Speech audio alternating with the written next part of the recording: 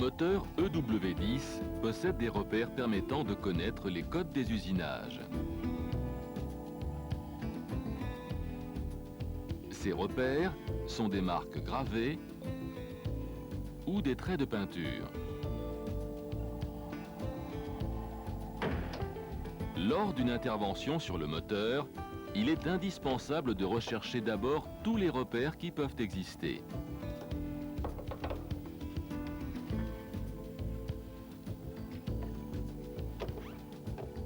Une tablette située sur le haut de la face avant du carter cylindre, à côté du support moteur, indique le type réglementaire, le repère organe, le numéro d'ordre de fabrication. Un repère supplémentaire, R, frappé à côté de ce premier marquage, indique que le carter cylindre a fait l'objet d'une rénovation. Un réalésage des cylindres,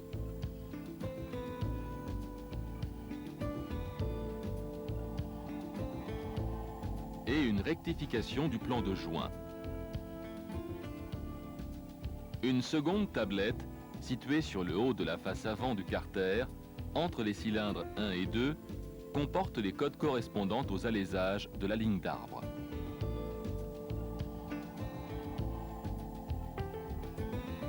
L'affectation de la culasse à une version de moteur est repérée par des bossages venus de fonderie sur la face échappement.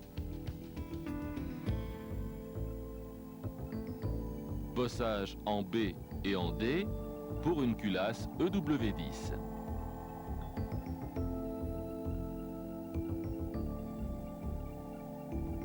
Un repère supplémentaire R, frappé en haut, à gauche côté admission, indique que la culasse a fait l'objet d'une rectification du plan de joint de 0,2 mm.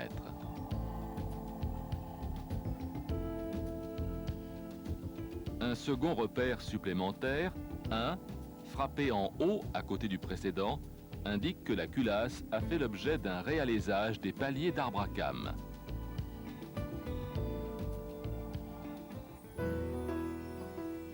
Le vilebrequin est marqué côté poulie par un code correspondant à la cote de chaque palier. Il est marqué côté volant par un code correspondant à la cote de chaque maneton de bielle. Le vilebrequin peut subir deux types de rectification. Reprise des paliers de 0,3 mm sur le diamètre, avec repérage réalisé par un trait de peinture blanche sur le 5e flasque d'équilibrage.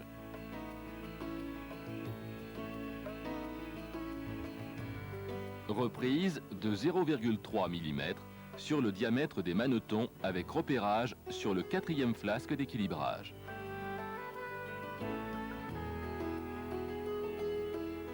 Les bielles existent en 4 classes de poids. Un écart maximum de 3 grammes est toléré entre les bielles d'un même moteur. Le marquage est réalisé par une gravure en creux du côté des ergots des coussinets. Il indique la classe de poids, le diamètre de l'alésage, le type du moteur.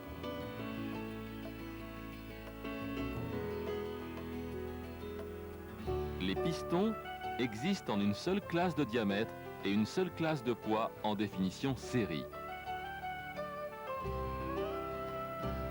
La tête porte une flèche et le marquage dist pour l'orientation au montage. Les arbres à cames sont repérés par 2 anneaux de peinture.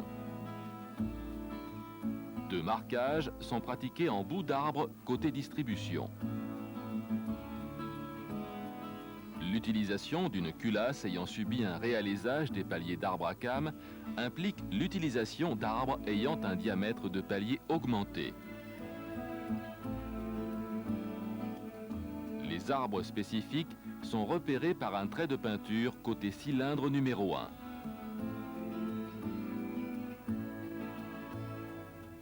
Les moyeux varient par leur angle de calage. L'identification est possible par la position d'une empreinte. et un chiffre frappé à froid.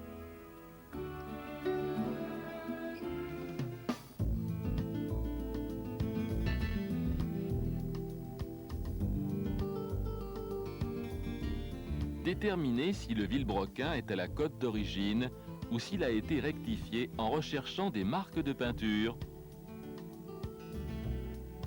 ou en le mesurant.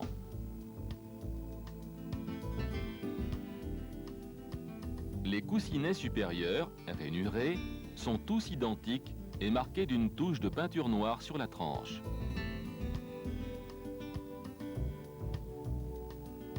Le jeu de fonctionnement est obtenu par 3 classes de coussinets lisses inférieurs, côté carter chapeau. Relevez le marquage du carter cylindre, par exemple BGG MP.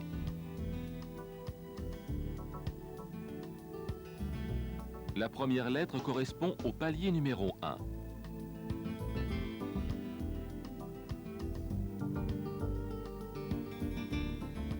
Relevez le marquage du flasque avant du vilebrequin, par exemple CFJMR. La première lettre correspond au palier numéro 1.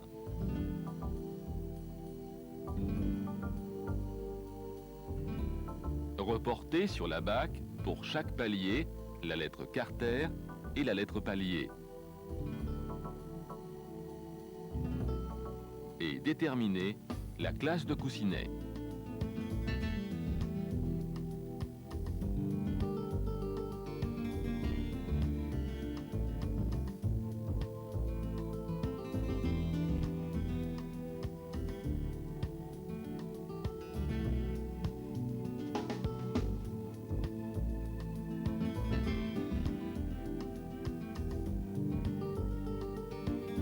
Ces coussinets sont repérés par une touche de peinture sur la tranche. Bleu, repère D, le plus mince. Noir, repère E. Vert, repère F. Si le vilebrequin a été rectifié, la procédure de lecture est identique. Les coussinets sont à la cote réparation. Ils sont repérés par 2 traits de peinture de la couleur attachée à la classe de coussinet.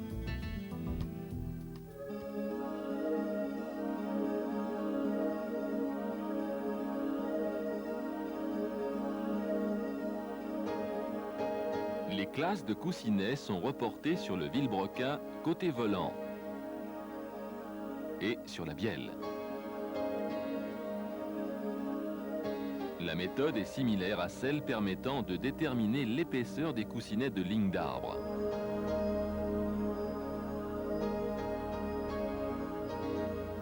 Les coussinets supérieurs sont tous identiques et possèdent un repère jaune. Relevez le marquage du vilebrequin, par exemple AMGD.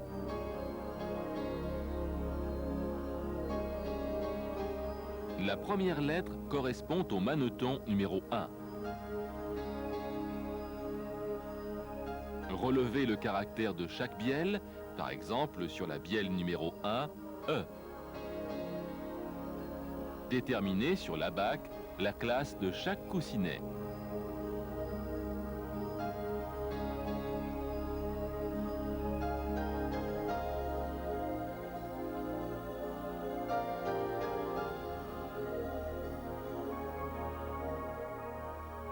Les coussinets sont repérés par une touche de peinture sur la tranche.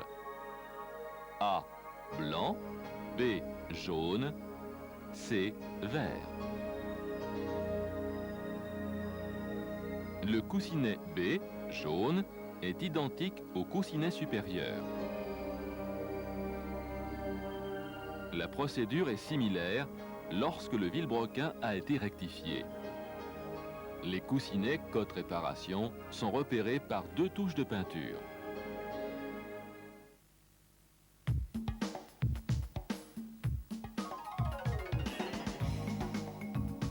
La dépose-pose de la culasse est une opération classique. Après avoir déposé les couvre-culasses, le desserrage s'effectue en escargot à partir de l'extérieur pour les carters chapeaux d'arbre à cames d'admission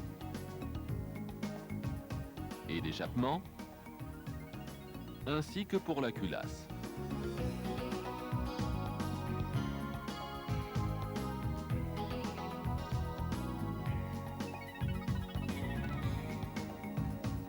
Il est alors possible d'accéder au clapet anti-retour, du circuit d'alimentation en huile, des poussoirs hydrauliques.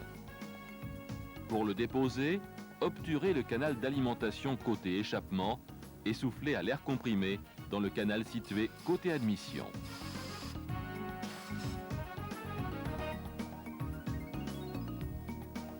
Veillez au sens de montage lors de la repose. La bille du clapet doit être apparente. Le joint de culasse multifeuille possède un onglet de repérage présentant 5 zones. Des perforations en 1 et 4 correspondent au moteur EW10.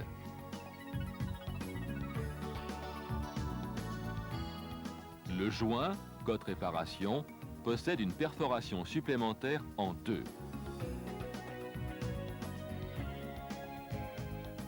Le joint de culasse multifeuille se monte à sec.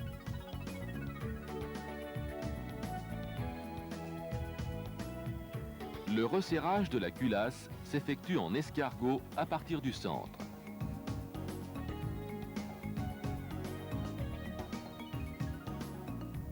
Avant repose, videz les poussoirs de leur huile.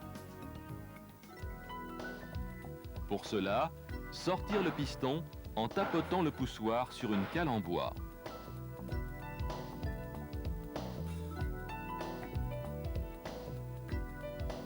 Faire sortir l'huile en appuyant sur la bille. Puis, mettre en place le piston dans le poussoir.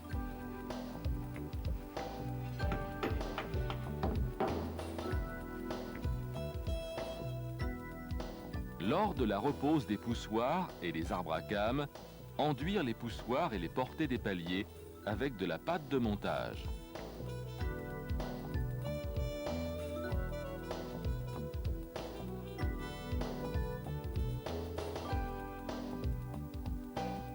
Les carters chapeaux d'arbre à cames se resserrent en U, en partant d'un pion de centrage.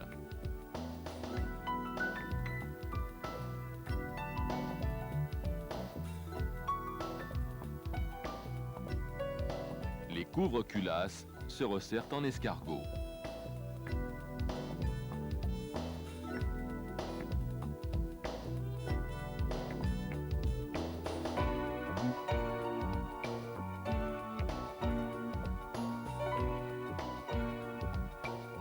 Le cache du boîtier papillon dispose d'un orifice permettant d'accéder à la vis du collier.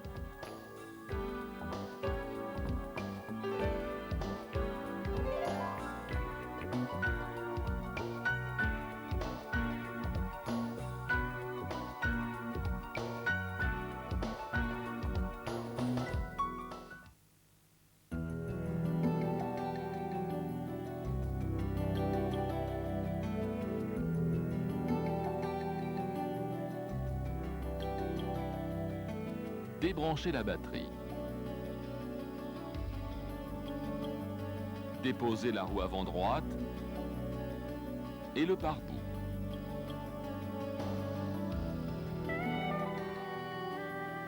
Pigez le tendeur de la courroie des accessoires.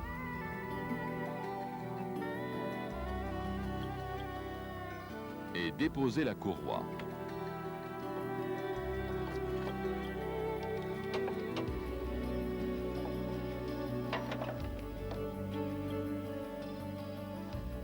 La poulie des accessoires est maintenue par 4 vis.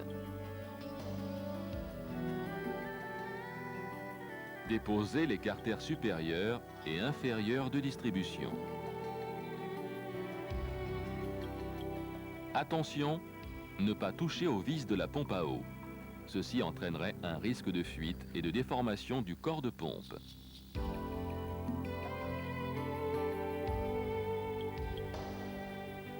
Piger le vilebrequin,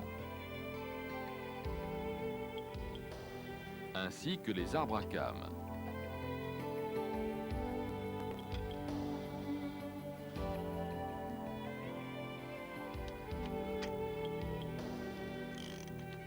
Desserrer le galet tendeur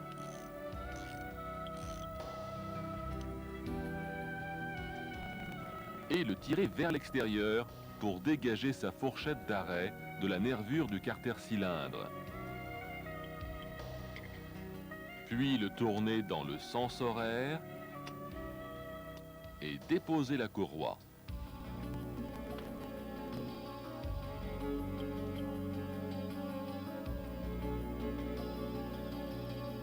À ce stade de la dépose, il est possible d'intervenir sur la pompe à eau et la pompe à huile. L'étanchéité de la partie avant du vilebrequin est réalisée par un joint à lèvres et un joint torique.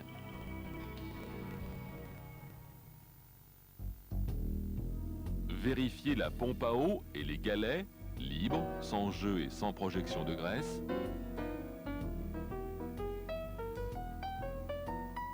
Le vilebrequin étant pigé, desserrez les vis des pignons d'arbre à cames et contrôlez leur libre rotation. Resserrez les vis à la main, les desserrez de 1/6 de tour et tournez les pignons sens horaire jusqu'en butée.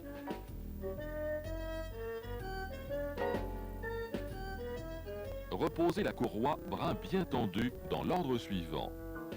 Vilebrequin, en l'immobilisant avec l'épingle. Galet en rouleur. Pignon d'arbre à cames admission, en accompagnant le mouvement d'une rotation de celui-ci. Le déplacement angulaire doit être inférieur à la largeur d'une dent.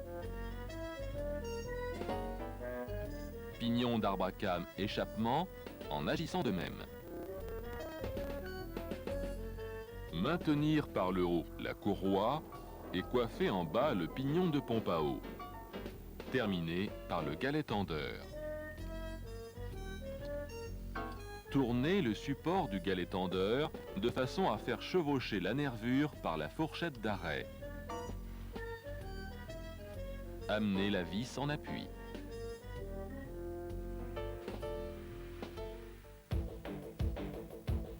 Tournez le galet tendeur à l'aide d'une clé 6 pans creux dans le sens de la flèche. Positionnez l'index sur le bord extérieur du repère fixe et serrez le galet.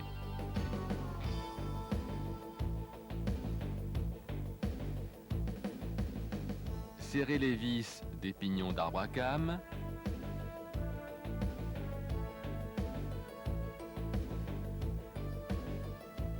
Et ôtez les 3 piges.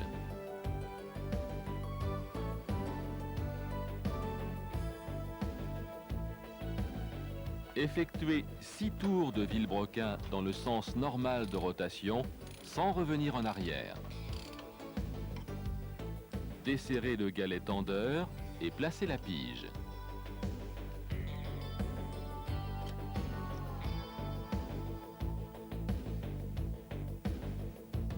Tournez le galet dans le sens horaire pour amener l'index au contact de la pige et le resserrer. Déposez la pige, pigez le vilebrequin, desserrez les vis des pignons d'arbre à cames,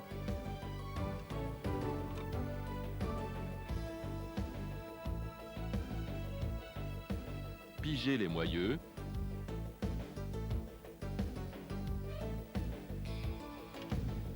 une légère rotation pour faciliter le pigeage est tolérée.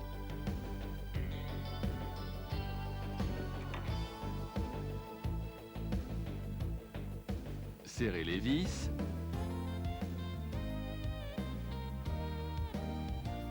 et ôter les piges.